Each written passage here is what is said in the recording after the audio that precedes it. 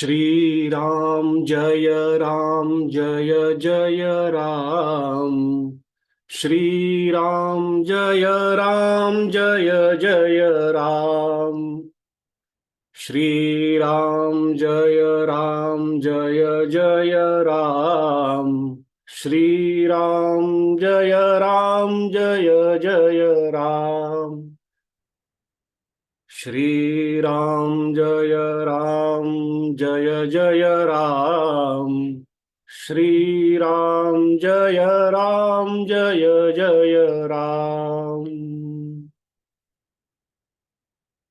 सद्गुरुनाथ महाराज की जय।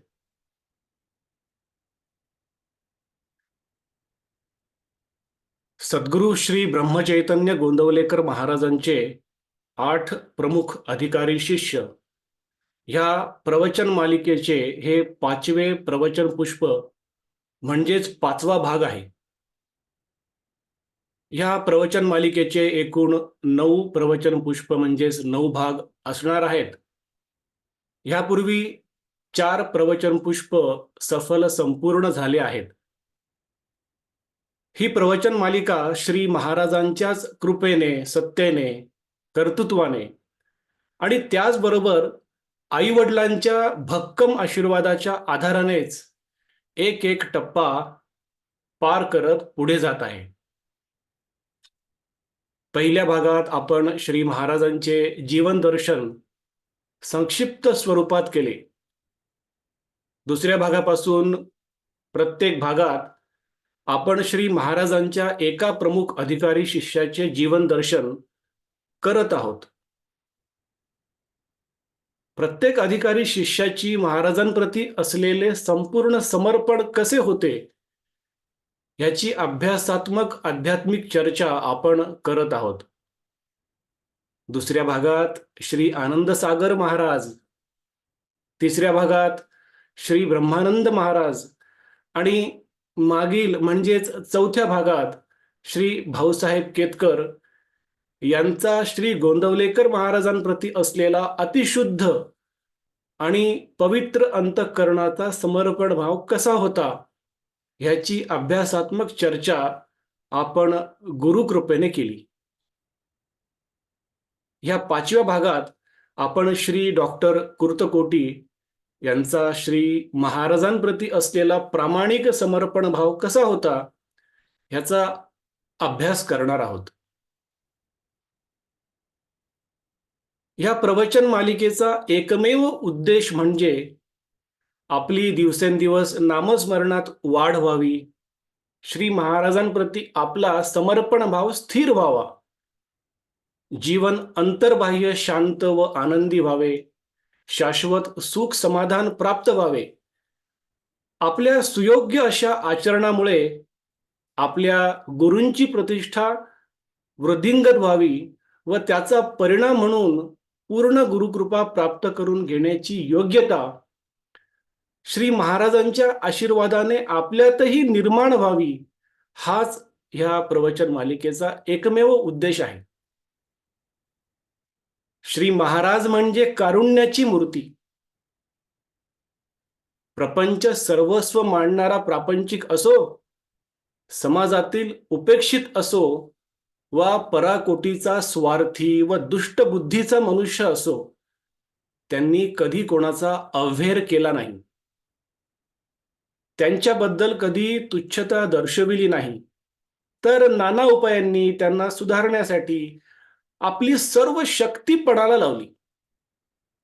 आपल्याला विरोध करणाऱ्या लोकांचाही उद्धाराचीच चिंता त्यांनी वाहिली. श्री महाराजांचा व्यवहार व त्यांचे पवित्र अंतःकरणाने केलेले सदाचरण हा सर्वस्वी त्यांच्या तत्वज्ञानाचा परिपाक होता. या जगातील संपत्ती व कीर्ती पायाशी चालून येत असताना त्यांची उपेक्षा करणारे जीवन कसे असते हे त्यांनी प्रत्यक्ष दाखवून दिले. स्वतः सिद्ध असून साधन म्हणजेच नामस्मरण कधीच सोडले नाही. लोकसंग्रहामुळे पुढे पुष्कळ ऐश्वर्य आले तरी आपली उदासीन वृत्ती कधीही सोडली नाही. श्री महाराजांचे अनेक विशिष्ट सद्गुण होते,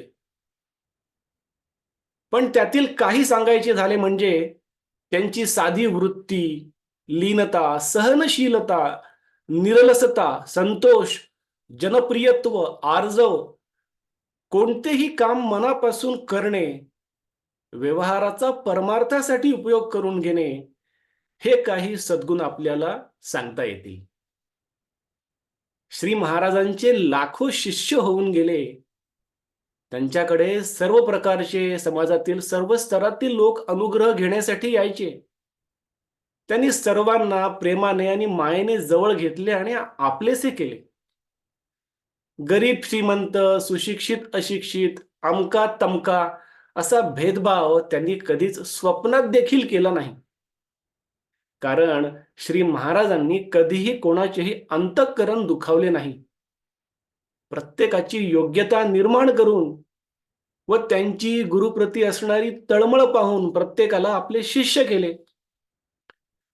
अशाच एका प्रमुख अधिकारी शिष्यापैकी एक म्हणजेच श्री डॉक्टर कुर्तकोटी यांचा श्री गोंदवलेकर महाराजांप्रती असलेला प्रामाणिक समर्पण भाव कसा होता, ह्याचा आता आपण अभ्यास करूया.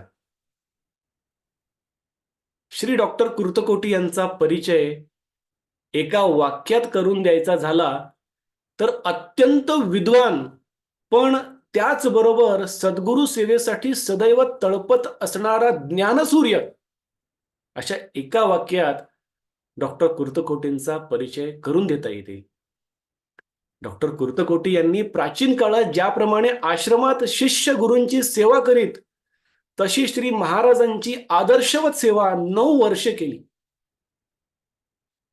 धारवाड जिल्ह्यात गदग तालुक्यातील कुर्तकोटी येथे सन 1879 मध्ये डॉक्टर कुर्तकोटी यांचा जन्म संपन्न अशा पाटील घराण्यात झाला. कुर्तकोटी यांचे नाव लिंगनगौडा असून त्यांचे वडील श्री मेलगिरी गौडा यांचे ज्येष्ठ चिरंजीव होते. कर्नाटकात कोणीही साधू सत्पुरुष किंवा शास्त्री पंडित आले की कुर्तकोटीस जायचे आणि त्यांच्याकडे वास्तव्य करायचे. त्यामुळे लहानपणीच डॉक्टर कुर्तकोटीवर चांगले संस्कार झाले व विद्येची ओढ आणि वैराग्य वृत्ती वाढीस लागल्या. शालेय शिक्षणाबरोबरच शास्त्री पंडिताकडून संस्कृतचाही अभ्यास त्यांनी केला. आपल्या कुशाग्र बुद्धीच्या जोरावर व उत्तम स्मरणशक्तीच्या जोरावर या लहान बालकाने अवघ्या 20 दिवसात संपूर्ण अमरकोश कंठस्थ केलं. पुढे मॅट्रिकची परीक्षा प्रथम क्रमांकाने उत्तीर्ण झाल्यानंतर विशेष अभ्यासासाठी ते कलकत्त्यालाही गेले. तेथील पंडितांनी त्यांना विद्याभूषण ही पदवी देऊन गौरव केला. विद्याभूषण होऊन ते काशीस न्याय, वेदांत, दर्शनशास्त्रांच्या विशेष अभ्यासासाठी गेले. संस्कृत, मराठी, इंग्रजी व कन्नड या 4ही भाषेवरील असामान्य प्रभुत्व, उत्कृष्ट वक्तृत्व, सखोल चिंतन यामुळे त्यांची कीर्ती सर्वत्र पसरली. श्री ब्रह्मचैतन्य महाराज गोंदवलेकरांचे कर्नाटकातील शिष्य श्री ब्रह्मानंद महाराज रामनवमीच्या उत्सवाच्या निमित्ताने कुर्तकोटीस गेले होते. श्री ब्रह्मानंदांनी आपले सर्वस्व श्री महाराजांच्या चरणी समर्पित केले होते, हे सर्वांना ठाऊक होते. आपणाकडूनही अशा प्रकारची सेवा घडावी अशी ओढ, अशी तळमळ डॉक्टर कुर्तकोटी यांनाही लागली. श्री ब्रह्मानंद महाराजांबरोबर ते गोंदवल्यास आले. श्री महाराजांचे दर्शन होताच त्यांचे मन श्री महाराजांकडे ओढले गेले. श्रींच्या कारुण्यपूर्ण नजरेतील दयेचा पाझर पाहून ते मोहित झाले. डॉक्टर कुर्तकोटी 9 वर्ष गोंदवल्यास अगदी श्री महाराजांच्या सावलीप्रमाणे राहिले. श्रींची त्यांनी दिवस रात्र अत्यंत मनोभावे समर्पित सेवा केली. श्री महाराज त्यांना महाभागवत म्हणत. पुढे ते महाभागवत ह्या नावानेही सर्वांना परिचित होऊ लागले. श्री महाराजांच्या महानिर्वाणानंतर अमेरिकेतील ओरिएंटल युनिव्हर्सिटीकडून त्यांना पीएचडी पदवी मिळाली.